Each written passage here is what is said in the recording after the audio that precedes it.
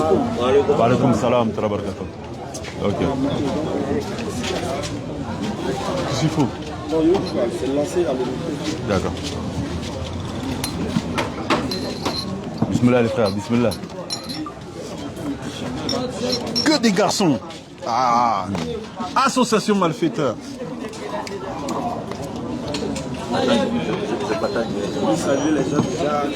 Salam alaikum, salam alaikum. La communauté. Ah, c'est en live là, c'est déjà là? La communauté, j'espère que vous allez bien. Connectez-vous. Soyez présents. Aujourd'hui, on va aborder un sujet très important pour la communauté musulmane. Nous sommes en direct de Trècheville, Abidjan, avec notre frère Abdallah Al-Hanifi, moi-même Mohamed Lamine, et la communauté ici, les frères de la BAM à Trècheville. On va parler d'un sujet très important pour la communauté musulmane, à l'endroit des hommes. Comment être un garçon capable? Malheureusement, aujourd'hui, il y a eu beaucoup de plaintes de nos sœurs à l'endroit des hommes. Beaucoup d'hommes ne tiennent plus leur foyer comme ils devraient le tenir. Être un garçon capable, c'est être un homme qui a la capacité de tenir ses responsabilités comme cela lui a été demandé religieusement parlant. Que ce soit les capacités religieuses dans sa relation avec Allah, que ce soit la capacité financière dans le fait de prendre en charge sa famille.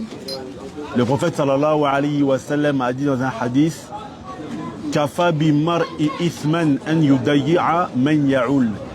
Il suffit à l'homme comme péché de délaisser ceux qui lui reviennent de droit. Et malheureusement, beaucoup d'hommes font des enfants et après délaissent la femme et les enfants.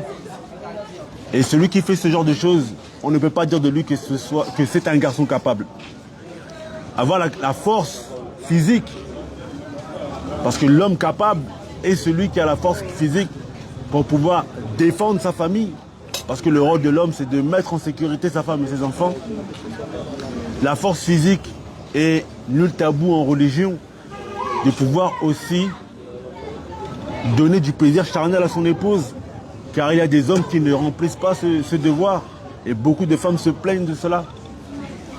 Avoir la force physique, avoir la force mentale de patienter face aux épreuves de la vie. Donc être un garçon capable, c'est le fait de pouvoir réunir, de pouvoir être une personne qui réunit, qui réunit plusieurs aspects qui doivent être impérativement présents chez l'homme musulman. Donc aujourd'hui, on va essayer d'aborder tout ce que ce sujet comporte. Donc n'hésitez pas à envoyer les questions, que ce soit les hommes comme les femmes, sur ce sujet. Et les frères qui sont présents ici, bon, nous on n'est pas des savants, mais alhamdoulilah, Allah nous a permis avec le temps, l'expérience que l'on a pu avoir dans le mariage, ou que l'on a pu avoir aussi lorsque l'on fait de la médiatisation. Ça veut dire que certaines personnes viennent nous poser des questions par rapport à des problèmes qu'ils peuvent avoir dans leur vie de couple. Et on répond aux questions de ces personnes. Ça nous a permis d'avoir d'expérience. Oh, il est bien, un peu la voix. Le micro, il est pas posé? Les gens, ils entendent pas? Ils entendent ou pas? Par rapport à... Ah d'accord. Donc, n'hésitez pas les frères. Si vous avez des questions, c'est une causerie. Surtout pour ceux qui ne sont pas mariés. S'il y a des gens qui ne sont pas mariés, ne faites pas comme beaucoup d'autres ont fait. Certains attendent d'être mariés, d'avoir des problèmes, puis après ils viennent poser des questions. À la base, le musulman apprend. Après avoir appris, il met en application. Et regardez autour de vous. Il y a un proverbe en arabe qui dit As-sa'idu man tuw'iza bi ghayrihi. L'heureux est celui qui tire des leçons des erreurs des autres. Donc il faut observer, il faut poser des questions aux anciens qui sont déjà mariés, qui vivent déjà, qui sont déjà rentrés dans cette vie maritale. pour leur poser des questions. Savoir comment être un homme capable. Donc les frères, n'hésitez pas, c'est une causerie. Ceux qui ont des questions à poser, Bismillah, Abdallah, je te laisse un peu introduire aussi par rapport à ce sujet. Bismillah ar-Rahman ar-Rahim, assalatu wassalam ala Rasulillah. Pour continuer ce que mon frère a dit, on fait une petite présentation. Bon, moi, je pense qu'on me connaît un peu ici, mais le frère, là, je le présente. Le frère, c'est un frère avec qui on a fait peut-être pendant 2 ans sur Instagram, on a fait beaucoup de séries vidéo, de séries de live qui sont on va dire, centrées sur le relationnel homme-femme. C'est-à-dire que sur plusieurs points, on est rentré de, par exemple, les hommes à éviter pour les sœurs, les femmes à éviter pour les frères, quelles choses à avoir avant le mariage, quels sont les critères à faire pour trouver son conjoint ou sa conjointe, quel tempérament on doit avoir, le rôle de chacun d'entre nous, le rôle de la femme, le rôle de l'homme. Tout ça à la lumière du contexte actuel, de la mondialisation actuelle, de tous les problèmes qu'il y a actuels. La dernière fois ici, j'ai parlé du féminisme, j'ai parlé aussi des changements de mœurs qui viennent influencer, issus de l'Occident, qui viennent même aussi entacher un petit peu la tradition africaine et les valeurs islamiques. Et donc là, on va essayer de... Qu'est-ce qu'un garçon capable? Qu'est-ce qu'un garçon capable dans quel sens? On ne va pas que faire la faute sur les hommes, parce que peut-être il y a certains, quand ils ont entendu, ils ont fait youpi, la dernière fois il a tapé les femmes, maintenant on va taper les hommes. Ça va pas être ça. Ça va pas être ça, restez tranquille, ne vous inquiétez pas. On va voir qu'est-ce qu'être un garçon capable, quand il faut être ferme, quand il faut être souple, quand il faut prendre en compte les émotions de madame, quand au fait il faut pas être dicté par ses passions ou les émotions, quand il faut être intransigeant. Toutes ces choses-là, on va essayer de voir pour rester dans un juste milieu. Inch'Allah, voilà un peu l'introduction que j'ai. Est-ce qu'il y en a qui ont des questions déjà par rapport à ce sujet-là? Pour ceux qui ne sont pas encore mariés, c'est le moment de poser les questions. Bismillah, bismillah, Ouzaz. Et on t'écoute. D'abord, la première question, quels sont les critères pour choisir une bonne femme? Il a dit quels sont les critères pour choisir une bonne femme. En islam, Bismillah ar-Rahman ar-Rahim, wa salatu wa salam ala Rasulillahi wa ala alihi wa sahbihi wa man wala wa ba'd. Ça c'est une question en vérité. Le prophète sallallahu alayhi wa sallam, il nous a déjà orientés vers cela. Dans un hadith, le prophète sallallahu alayhi wa sallam nous dit que la femme, elle est mariée pour 4 choses. Il a dit sa beauté, son argent, sa beauté, son argent, son rang familial, et en dernier, il a dit sa religiosité. Et à la fin, le prophète sallallahu alayhi wa sallam, il dit Fazfar bizati din taribat yadek. Il a dit et capture et prends celle de religion avant que quelqu'un d'autre ne la prenne avant toi. Et on comprend dans ce hadith que aujourd'hui là, quand on regarde autour de nous là, moi ça fait 1 semaine que je suis à Abidjan. Moi là-bas je viens du Gabon. On voit que les femmes de religion, aujourd'hui là il n'y en a plus beaucoup. Les femmes de religion, aujourd'hui, il n'y en a plus beaucoup. Ça veut dire que lorsque tu trouves une femme de religion, il faut la prendre. Donc déjà, il faut savoir que le prophète il a dit que Dunya Mata, ce bas monde, c'est quelque chose d'éphémère. Et le meilleur bienfait de ce bas monde, c'est la femme pieuse. Pour obtenir la femme pieuse, déjà, comme il me disait un frère, parfois on se focalise beaucoup sur la femme, mais d'abord le travail, il doit être sur nous-mêmes. Si tu veux une femme bien, sois une bonne personne aussi. Fais un travail sur toi-même. Parce qu'en fait, plus tu vas être une bonne personne, plus tu vas être droit sur toi-même, plus Allah Azza wa Jal va te permettre de voir ce que l'on appelle, vous avez déjà entendu parler des red flags. Les red flags en anglais, ça veut dire les drapeaux rouges. Plus tu vas être une bonne personne, plus Allah Azza wa Jal va te permettre de voir qu'une personne, que ce soit un homme ou une femme, hein, tu vas sentir parfois que telle personne, en fait, c'est pas une bonne personne. Je ne dois pas le fréquenter. C'est-à-dire que le premier travail pour trouver une femme bien, il commence sur toi-même. Par exemple, si toi, tu es une personne, tu as une rigueur, tu as une bonne éducation financière.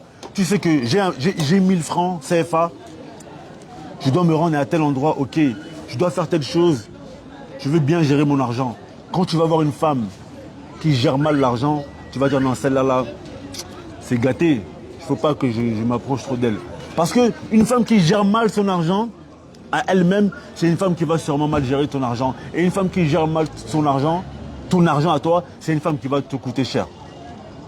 Donc, plus tu vas travailler sur toi-même, à être une bonne personne, plus Allah Azza wa Jalla va t'ouvrir les yeux sur le fait de voir les défauts qu'il y aura chez une éventuelle prétendante.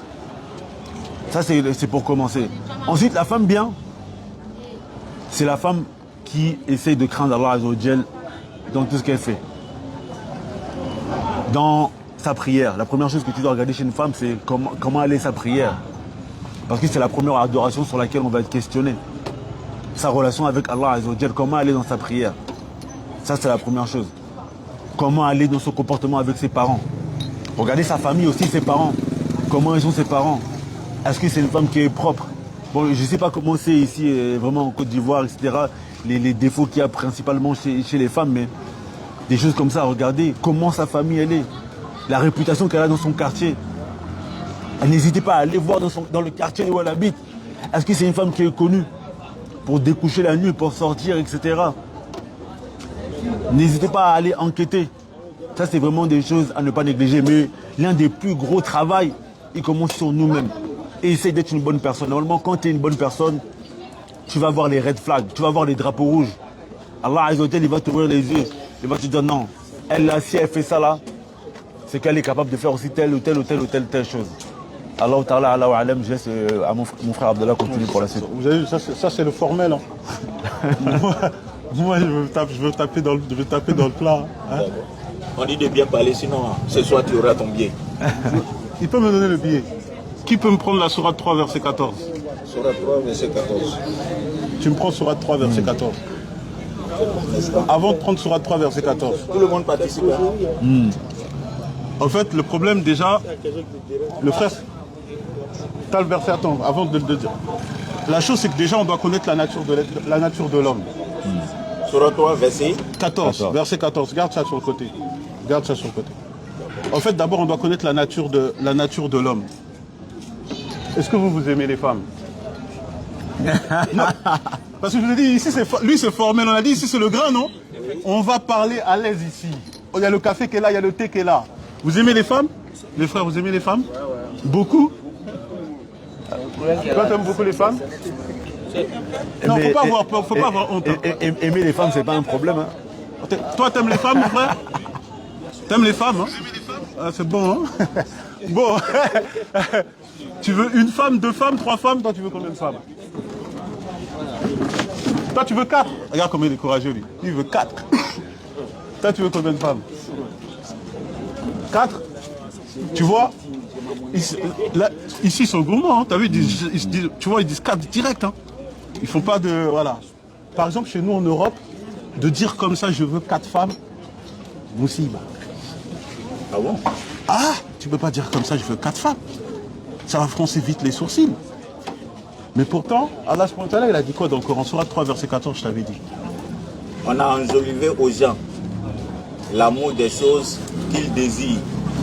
Femmes, enfants, trésors, thésaurisés d'or et d'argent. Chevaux marqués, bétail et champs, tout cela est logé de jouissance pour la vie présente. Alors que c'est près d'Allah qu'il y a bon retour. Regarde, Allah dans ce verset, il dit quoi? Il dit qu'on a enjolivé, il a donné beaucoup de choses. L'argent, plein de choses. Il a mis les femmes. Ça veut dire qu'Allah, il a mis dans la nature de l'homme d'aimer les femmes. C'est pour ça que le prophète, alayhi salatu wa salam, il dit quoi? Il dit que dans la dunya, ce qu'il aime, c'est, il se réjouit dans la prière et les femmes. C'est-à-dire que ça fait partie de la nature de l'homme d'aimer les femmes. Comme a dit le frère, la chose c'est que l'homme, il doit se connaître. Il doit savoir c'est quoi ses points forts, c'est quoi ses faiblesses. Tout homme normalement constitué, il aime les femmes. Maintenant, est-ce que son amour va le pousser à faire les choses qu'il n'a pas à faire? C'est ça la différence.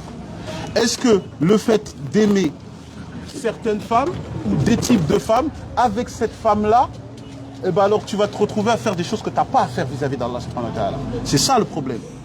C'est ça qui est... Et ça ne veut pas dire forcément que la femme elle est mauvaise. Hein. Tu peux avoir une femme qui est bien, c'est une bonne femme musulmane, mais elle ne correspond pas. C'est comme il y a le hadith rapporté par l'imam al-Bukhari, il y a une femme qui est venue voir le prophète alayhi salatu wa salam, elle a dit, Ya Rasulullah, je veux divorcer avec je veux me séparer de mon mari. Il a dit pourquoi? Est-ce qu'il a quelque chose qui... il a un manquement dans sa religion? Elle a dit non. Elle a dit non, il n'a aucun manquement dans sa religion. Juste que moi, en gros, dans le hadith, elle explique que moi, si je reste avec lui, je peux rentrer même dans l'apostasie. C'est-à-dire qu'elle ne peut pas supporter les devoirs qu'elle a envers lui et les droits qu'il a envers elle. Elle ne se sent pas pouvoir les effectuer. Et le prophète sallam, il a accordé la séparation. C'est pour ça que c'est important qu'il y a l'aspect théorique, bien entendu, que tu choisis une femme de piété, mais une femme de piété qui te corresponde. C'est pour ça que le prophète alayhi salatu wa salam, il dit dans le hadith rapporté par Muslim, les âmes sont comme des soldats regroupés. Certains se reconnaissent et vivent en harmonie, d'autres ne se reconnaissent pas et restent en discorde.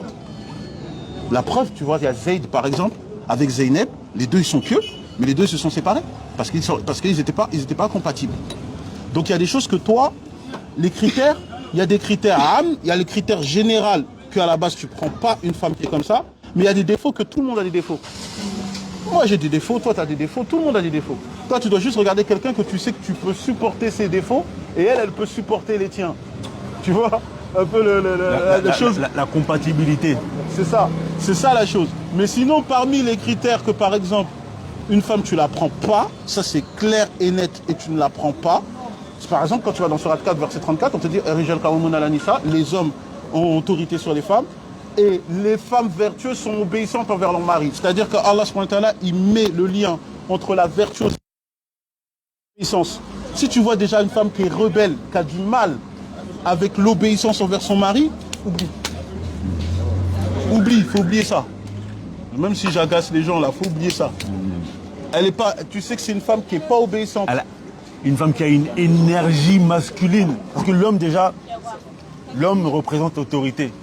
Mais s'il y a une femme qui a une énergie masculine, c'est pas bon. Parce qu'il y a comme... C'est comme s'il y avait deux autorités dans la maison. Ça, c'est pas bon. Femme qui a une énergie masculine, ça, c'est des choses qu'il faut laisser. Femme qui a caractère, etc. Mais les Ivoiriens, elles ont des caractères, non? Oui, les femmes garçons. Les femmes garçons. Les Ivoiriens, elles ont des caractères. Il y a des femmes garçons ici? Bien sûr. C'est quoi? Dis-nous leur problème à elles. On va savoir c'est quoi le problème des femmes ivoiriennes. Parce que Mohamed Lamine, il voulait une Ivoirienne, là. Comme ça, il est bien en garde. Dis-moi, il y a quoi comme problème? C'est des ennuis. Quels ennuis? Le problème, c'est qu'ils sont de tenir tête à l'homme. Elles essaient de tenir tête à l'homme de quelle manière? Elles sont coléreuses. Les femmes, moi, je dirais que la majorité des femmes aujourd'hui, leur réflexion c'est plutôt sur, comme on appelle, être indépendante. L'indépendance. Elles dépendent forcément, je ne sais pas. En fait, elles veulent travailler, etc. Travailler et autres là. Donc ça fait que... Non, mais qu'elle travaille, une femme, c'est pas un problème. Non, ce que je veux dire, c'est-à-dire qu'à cause des idées allez-y. Moi, je ne sais pas comment on appelle ça en français. Le féminisme. Oui, le féminisme, c'est ça qui influence beaucoup de nos soeurs ici. Hein. Beaucoup? Beaucoup, bien sûr. C'est-à-dire, la télé, c'est partout. Hein. Donc elle c'est-à-dire, elle veut travailler pour ne pas être dépendante du mari. En fait, le fait qu'une femme travaille, à la base, c'est pas un problème. Le prophète sallallahu alayhi wa sallam, quand il se marie avec Khadija radiallahu anha, elle travaille. Elle avait déjà une activité commerciale.